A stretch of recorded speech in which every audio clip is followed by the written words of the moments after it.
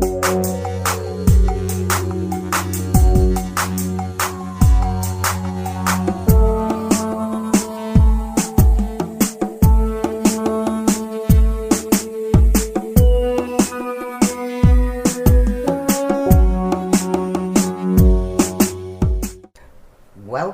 to Diana Emerson Today, your host. Can we talk? Just saying, disclaimer, only providing information about self-improvement, which I do, and using only as a guide, not as an ultimate source. The purpose is to educate. There is neither liability nor responsibility to any person or entity with respect to any loss or damage caused or alleged to be caused directly or indirectly of information being disseminated. Just saying. And again, welcome to Diana Emerson. Today we will focus, motivate, and action. This is a never-ending and rather flexible cycle. At times, you will need to motivate yourself in order to take action. Other times, you may need to take action to stay focused. In any case, which goes first does not matter, so do not be surprised if you find yourself jumping from one tip to another. What matters is that you are taking all the positive steps toward reaching your goal. Get someone to do it for you. Taking action also does not mean you have to do everything alone. Say your goal is to build a house. Does that mean you should do everything from putting up the boards and painting the walls? Of course not. Taking action may also mean finding the best person to do the job. So do not be shy to admit if something is well beyond your actual KSAs. That is knowledge, skills, and abilities. There are just some things in life that are better left in the hands of experts. Do not be too proud to ask for help, okay? A lot of people confuse taking action as doing something that directly contributes to achieving a particular goal.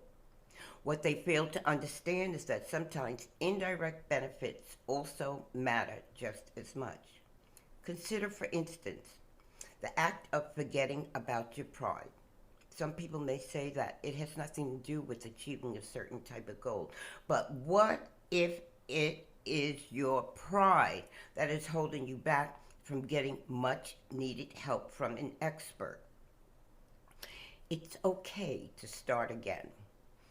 What if there comes a point in time that you realize that the first step you took was actually the wrong one?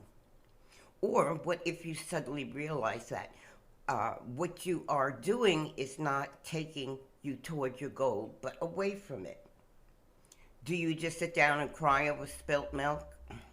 If so, that is not equivalent to taking action. You may be doing something, but it is nothing that can help you achieve your goal. If you realize that something is wrong, then clear your mind and retrace your steps until you find out that critical mistake you committed. Correct it and move on.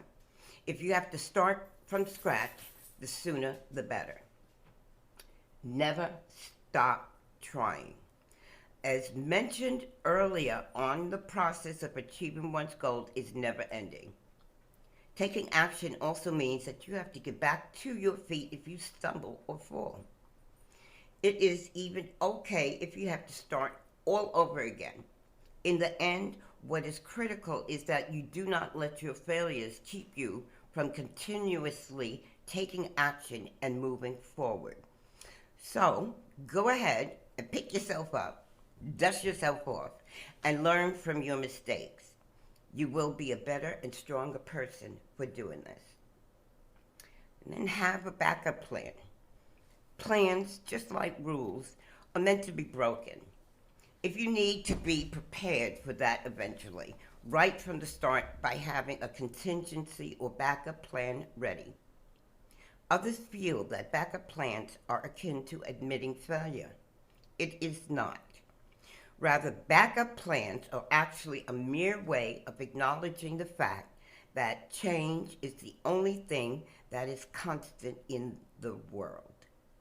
There is no way for you to predict what is going to happen in the next minute, but you can try to prepare for things that could happen.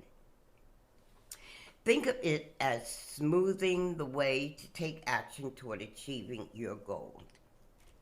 Consider your resources. Taking action gives you it gives you direction, but that is not what it's all about. You also have to consider the resources you have on hand. How do you make the most out of it? And what resources do you need in order to make a move? Where can you get it? Willpower and motivation, as well as focus, are all great things to have, but these are internal resources.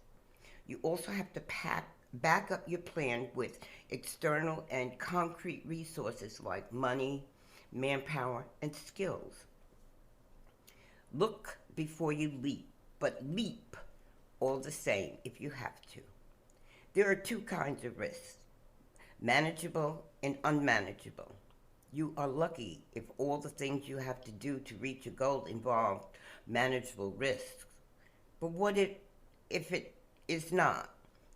Should you back out instead and let all your previous hard work go to waste? Risks are scary, and it's a good thing that you are aware of that. Those who think that they can take on any kind of risk are simply foolhardy and reckless. They are certainly not brave or exceptionally smart. If you come across an unmanageable risk, or one where the stakes are too high, do you look before you leap? Consider the up and downs, but most importantly of all, consider what your brain and guts have to say. They leap and leap high if you really need to. Do not be too rigid or stubborn. You have to know when to give up and change tactics. On paper, your plan may look foolproof and absolutely brilliant, but a lot of things in real world are unpredictable and can mess up with your plan. You have to know when to stop knocking yourself against the wall and find another way toward reaching your goal. Remember, when there is a will, there is a way.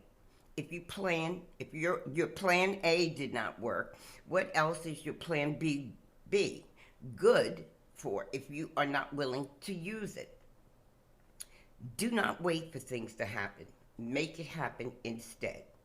The most successful people in life are always those who are active participants in life, rather.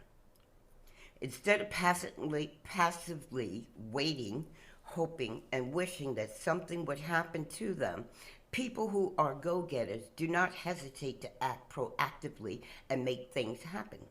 They are not the kind to wait for a sign from the fates or a falling star to appear in the sky before they get moving. If they have a goal in sight and they have a plan for achieving it, then they will move heaven and earth to get it. And give yourself a reasonable deadline. Existing commitments may be a valid reason for preventing you from taking action completely to achieving your goal, but you also have to understand that these commitments are never going to go away. They are there for life. It is therefore unreasonable to keep pushing all the need to take a proactive stand because of your commitments. You have to be firm with yourself and give yourself a deadline. Sometimes that is the only way to get things done. I want to thank you for listening. We are going to stay focused, motivated, and take action. Don't forget to subscribe and tap the like button and the notification buttons. Bye for now.